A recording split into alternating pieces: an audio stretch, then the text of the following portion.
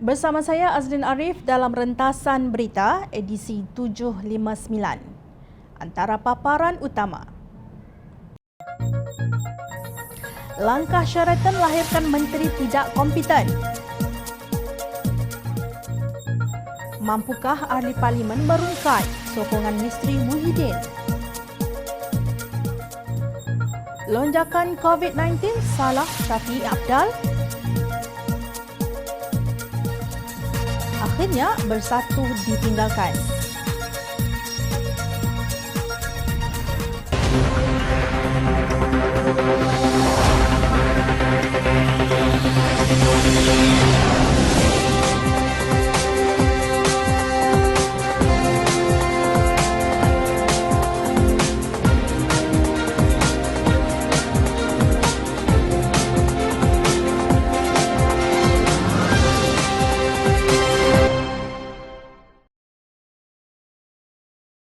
Assalamualaikum dan salam sejahtera.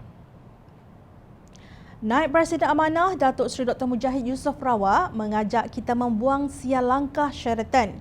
Beliau mentakrifkan perkataan sial sebagai kecelakaan, nasib malang dan mengundang musibah. Saya memilih perkataan sial bukan berniat memaki hamun sesiapa, jauh sekali berkasar bahasa, tetapi saya cuba membuat satu ilustrasi kepada pembaca bagaimana watak-watak pembelot dalam langkah Sheraton tempoh hari telah mengundang malapetaka politik dan membawa celaka besar kepada rakyat dan negara. Bahana sial sumpahan atau ketulahan ini perlu dibuang jauh-jauh secepat mungkin sebelum kita semua dimakan sumpah kerana berdiam diri dan rela dipimpin oleh para pembelot, ujarnya dalam satu hantaran di Facebook. Menurut beliau, membuang sial adalah reaksi spontan kepada bangsa yang kena, apatah lagi kesan celaka itu menyakiti orang ramai. Cara membuang sial atau mengangkat sumpahan ialah kita perlu pangkah dan paku punca yang menyebabkan segala musibah politik ini berlaku, kata Mujahid. Beliau berpendapat sejak berlaku musibah langkah Sheraton, tanda-tanda pentadbiran negara dalam bahaya tidak dapat disembunyikan lagi. Mujahid berkata penyakit kabinet yang obes melahirkan menteri yang tidak kompeten. Itulah kerajaan hari ini yang hasilnya gagal untuk menguruskan krisis pandemik. Jangan lupa, saya sedang bercakap kerajaannya lemah, gagal untuk menguruskan pandemik. Itu tak campur dengan majoriti yang tipis 113, ya. Kemudian kerajaan yang XXXL kabinet dia. Dalam situasi kerajaan yang majoriti lemah dan rapuh, para ahli parlimen dilamun habuan kedudukan di syarikat berkait kerajaan GLC. Demi survival, Kerajaan Perikatan Nasional mengamalkan sogokan dan hanya layak digelar sebagai kerajaan penyogok sekaligus menodai asas kebebasan bersuara di dalam parlimen. Demi pensejajaran politik, kononnya satu kesepakatan baru dibentuk untuk kukuhkan kedudukan, tetapi hakikatnya mereka lupa bahawa pertemuan mereka hanyalah untuk mengukuhkan lagi bencana politik yang bakal mereka cipta. Para pembelot darah elitis politik bukan sahaja pekak tetapi tuli dan buta kepada perasaan rakyat, kesusahan rakyat dan pandemik yang telah melumpuhkan aktiviti rakyat, dakwah Mujahid. Apa yang jelas, menteri-menteri yang tidak kompeten ini telah menjejaskan tumpuan kerajaan kepada mengendalikan pandemik dan menguruskan ekonomi. Kerana itulah Datuk Seri Anwar Ibrahim dan Pakatan Harapan menegaskan mereka harus mengembalikan mandat. Negara tidak akan ke mana jika Tan Sri Muhyiddin Yassin terus memukau rakyat dengan mantra abah beliau. Kesan kerajaan penyogok yang dirajuinya menatijahkan pengurusan krisis pandemik yang lemah sehingga berlaku peningkatan kluster baru, kata Mujahid. Dalam pada itu, bekas Naib Presiden Amanah Datuk Husam Musa turut menyokong usaha Anwar Ibrahim mengambil alih Kerajaan Perikatan Nasional sebagai memulangkan semula kerajaan kepada parti yang diberi mandat oleh rakyat, iaitu Pakatan Harapan. Husam menegaskan masalah ketidakstabilan politik di negara ini berlaku apabila parti yang lebih kecil menunggang parti yang lebih besar. Tapi janganlah orang kecil duduk atas belakang parti besar, lepas tu dia tonggang.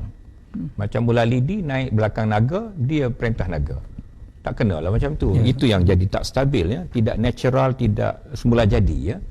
Beliau berkata demikian dalam dialog Malaysia Baharu menerusi GHB Media TV malam kemarin. Kumpulan daripada Bersatu yang lebih kecil kini menguasai UMNO. Ahli Parlimen Bersatu termasuk katak politik diberi portfolio kanan. Kerana itu sewajarnya lah Anwar disokong dalam usaha beliau membuang sial sumpah langkah Sheraton demi membawa negara ini ke landasan yang betul menuju negara maju. Ketika Pengerusi Pakatan Harapan Datuk Seri Anwar Ibrahim mendakwa memiliki cukup nombor ahli parlimen yang menyokong beliau, kita tertanya-tanya bagaimana dengan nombor yang berdiri di belakang Tan Sri Muhyiddin Yassin. Misteri inilah yang cuba dirungkai oleh beberapa ahli parlimen pembangkang dari kumpulan yang menyokong Tun Dr. Mahathir Mohamad dan Amanah. Salah seorang daripada ahli parlimen tersebut ialah bekas Menteri Pendidikan Dr. Masli Malik. Namun, menyedari mereka mungkin dihalang oleh Muhyiddin menerusi peraturan mesyuarat 15/1 yang menyatakan bahawa urusan kerajaan hendaklah didahulukan daripada urusan-urusan lain. Masli melangkah lebih jauh dengan menghantar satu usul di bawah peraturan 90/2. Tujuan usul itu ialah untuk menggantung sementara kuat kuasa peraturan 15/1 dan beberapa peraturan-peraturan mesyuarat lain yang berkaitan supaya Perdana Menteri tidak lagi boleh menghalang amarah rakyat dengan berselindung di sebalik teknikal undang-undang. Pada 16 Oktober lepas, saya telah mengemukakan satu usul penting kepada Yang di-Pertua Dewan Rakyat. Bererti melalui usul ini, saya telah meminta agar Dewan Rakyat membuat keputusan agar urusan kerajaan ditangguhkan sementara dan usul undi tidak percaya yang dibawa YB Langkawi dibaca dan diputuskan terlebih dahulu. Usul ini pada asasnya bukanlah untuk menambah rumit kemelut politik sedia ada di saat rakyat sedang berdepan bencana. Namun usul ini hakikatnya tampil untuk menamatkannya, ujar Mazli. Mazli melihat peraturan 15/1 itu punca usaha ahli-ahli parlimen yang mengemukakan usul undi tidak percaya menemui jalan buntu selama ini. Kata Mazli, Dewan Rakyat akan disibukkan dengan urusan kerajaan. Ini taktik politik dalam sistem demokrasi berperlembagaan. Apatah lagi apabila Perdana Menteri tahu majoriti ahli parlimen tidak menyokongnya di Dewan Rakyat. Beliau berpendapat usul ini penting untuk memastikan keabsahan sokongan terhadap Perdana Menteri dan sekaligus menentukan kestabilan politik negara.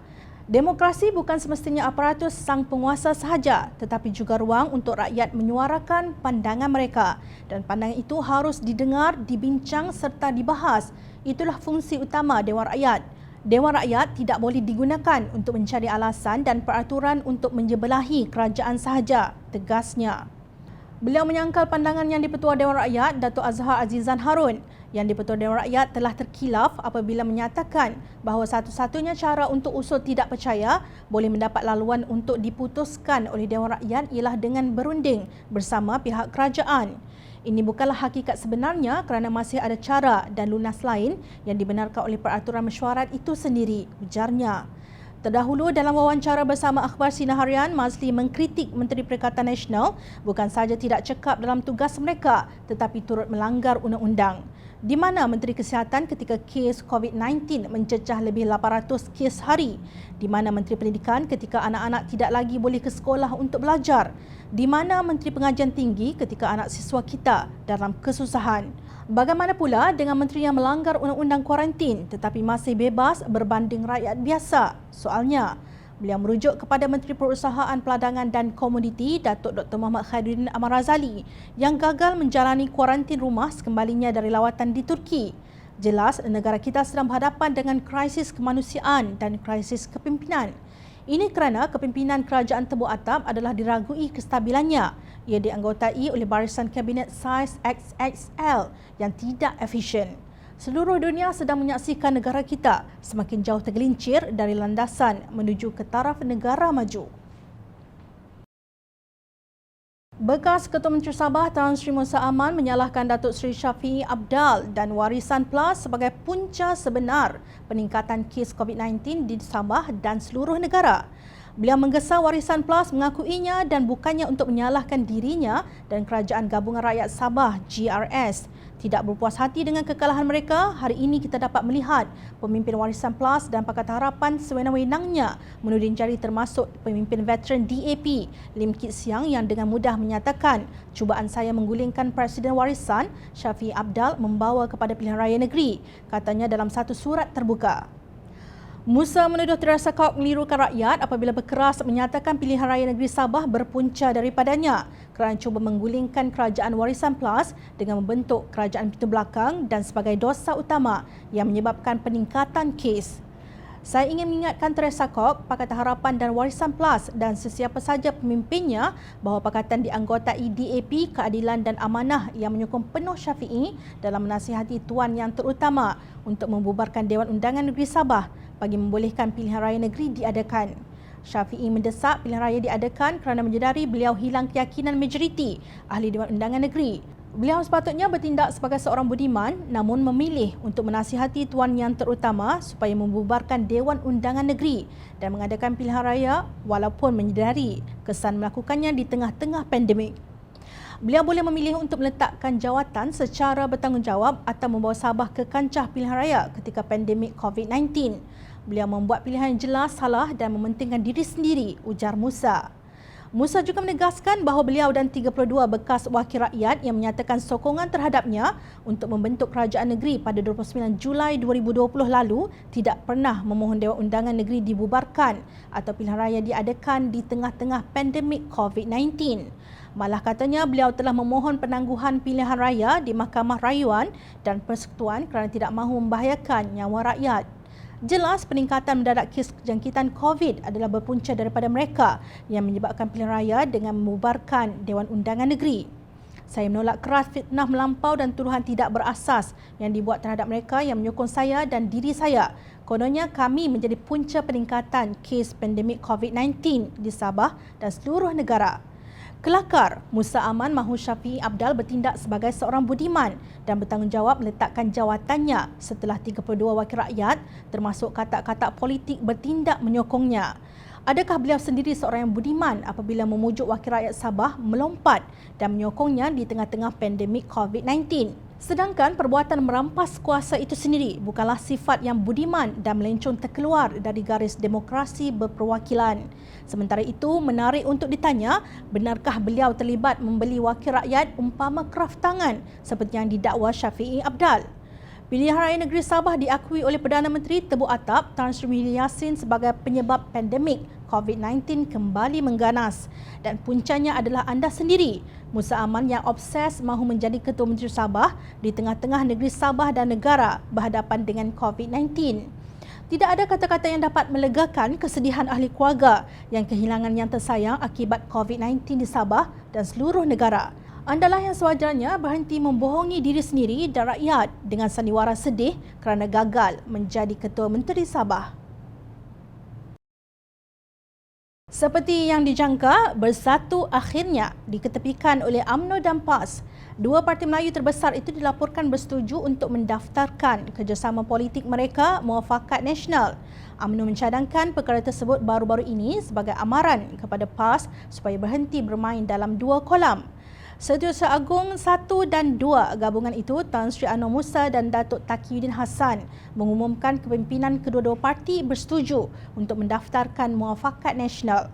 Kepimpinan Muafakat Nasional sudah bersepakat secara bersama serta memberi komitmen untuk terus memperkukuhkan perpaduan dan kerjasama antara parti sebagai persiapan menghadapi pilihan raya umum ke-15 akan datang, katanya dipetik media. UMNO baru-baru ini mengunggut untuk menarik sokongannya kepada Perikatan Nasional kecuali Bersatu memenuhi beberapa tuntutan mereka. Terdahulu, PAS menjelaskan pendiriannya dalam Muafakat Nasional tetap sama walaupun UMNO meletakkan syarat baharu dalam kerjasama politik dengan Perikatan Nasional. Timbalan Presiden PAS, Datuk Seri Tuan Ibrahim Tuan Man berkata, pendirian PAS kekal iaitu memperkukuhkan Muafakat Nasional dan pertahankan Perikatan Nasional. Kita akan mengadakan perbincangan berhubung perkara ini, katanya seperti dipetik Berita Harian minggu lepas. Baru-baru ini, UMNO memutuskan untuk meletakkan syarat baharu bagi meneruskan kerjasama politik dengan Kerajaan Perikatan Nasional. Perkara itu diputuskan melalui mesyuarat Biro Politik Majlis Tertinggi UMNO dipengerusikan Presiden UMNO Datuk Seri Dr. Ahmad Zahid Hamidi di Pusat Dagangan Dunia Putra (PWTC). Nampaknya amaran Setiausaha Agung UMNO Datuk Seri Ahmad Maslan kepada PAS tidak diendahkan oleh parti itu. Permohonan peneraju Perikatan Nasional iaitu Bersatu pada Ogos lalu untuk menyertai Muafakat Nasional juga belum dirasmikan. Namun, akar umbi UMNO dikatakan tidak selesa dan tidak bersetuju dengan idea tersebut kerana menganggap Bersatu sebuah parti yang mengkhianati UMNO. Ketika ini, UMNO mempunyai 39 ahli parlimen manakala PAS pula 18 ahli parlimen. Pendaftaran Muafakat Nasional tanpa bersatu adalah tamparan besar buat parti itu memandangkan kedua UMNO dan PAS bersekutu menyokong kerajaan tebuk atap. Gabungan UMNO PAS dijangka meletakkan bersatu dalam posisi yang sukar menjelang pilihan raya umum ke-15. Bersatu mungkin terpaksa berhadapan 3 penjuru dengan gabungan Muafakat Nasional dan Pakatan Harapan pada pilihan raya umum tersebut. Kita tunggu jurus apa yang akan digunakan oleh Bersatu bagi memaksa UMNO menerimanya dalam pakej Muafakat Nasional. Mungkinkah masih ada lagi ghanimah aset milik negara yang belum diagih-agihkan? Pemerhati berpendapat jika keadaan antagonistik antara UMNO Bersatu ini berterusan sehingga pilihan raya umum ke-15, mereka melompat ke Bersatu akan kembali kepada UMNO sebagaimana semangat 46. Apapun yang ketiga-tiga parti ini lakukan, rakyat tetap kumpulan yang terus dipinggirkan kerana kita nampak dengan jelas mereka hanya berminat untuk menjaga kepentingan tembolok sendiri sahaja. Rakyat memerhati. Teruskan bersama kami di Jom Channel dan layari portal jomchannel.net untuk mendapatkan berita politik tanah air. Saya Azli Arif, terima kasih. Assalamualaikum dan salam sejahtera.